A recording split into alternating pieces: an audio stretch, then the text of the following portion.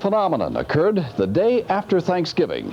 An amateur photographer from Portland captured the excitement. Wow!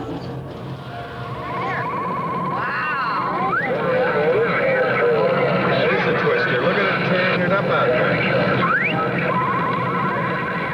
there. It's a wild ride for the Kinsella family driving back to Lincoln Beach from Newport the day after Thanksgiving. Well, it was very exciting. We were coming back from our golf game, and I had my nephew Sean with us, my niece Kimberly, my sister Deb, my brother-in-law Bob, and he was the one who was driving.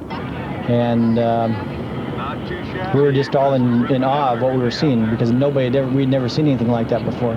We were driving down the road, and Todd and my stepdad that was driving, they saw a glimpse at it, and right when I saw it, and it went right around the corner. So we drove around the corner. It wasn't really big at first, but when we got around the corner, it looked like it was going right into the shore.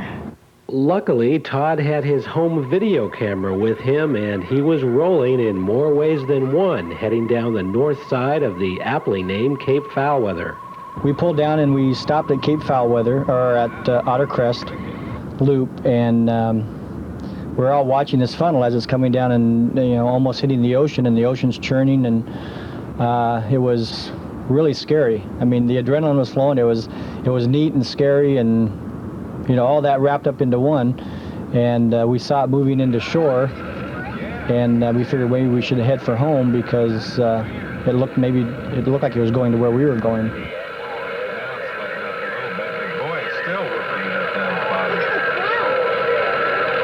We should head back, huh? We should head back in case it hits. That's a good idea, guys, because it might have hit in tornado-like fashion. We talked by telephone with weather expert George Miller at the National Weather Service in Portland. You might recall that there was an episode, oh gosh, and I can't remember the year right now, but one that hit Waldport, the Bayshore Motel, and took part of the roof off of it, which we did not get a chance to see, and no one took any footage of it, but just from what some of the people who had interviewed it indicated that there was some swirling motion to the cloud, and it probably was the same type of a situation that the person took the videotape of. It was a waterspout that reached land and there did some damage. Of course, the coast can be a very stormy place, especially this time of year. But tornadoes are rare indeed, and the Kinsellas just happen to be in the right spot at the right time.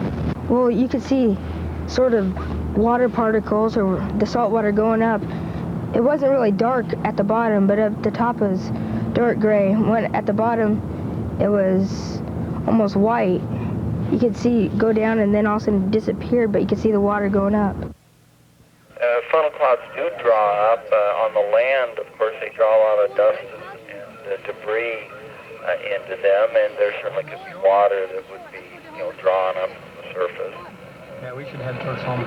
It was scary because I was trying to figure out, which way we should go home. Should we go where it's going, or should we go back the other way? And in kind of a sense, we were kind of being adventurous too, kind of following it down, the highway, instead of getting scared and running the other way. We kept on driving.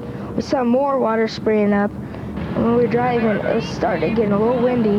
And then all of a sudden, it was clear, and we drove into hail.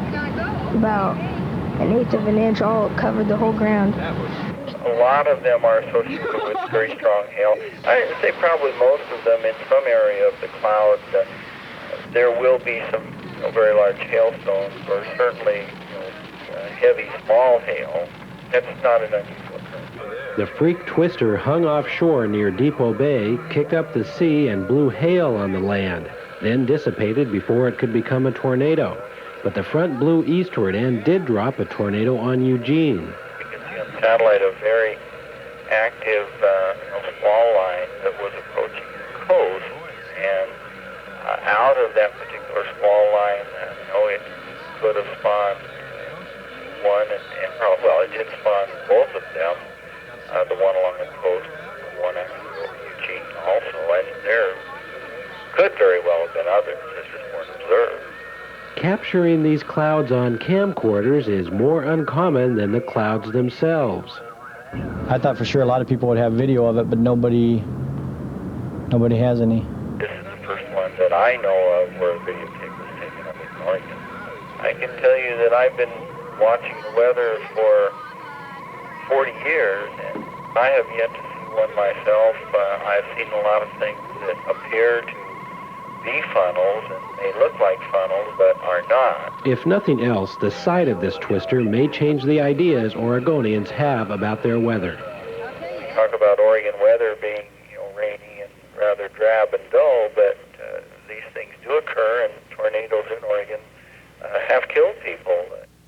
These words have a special impact for one family who will never look at clouds the same way again.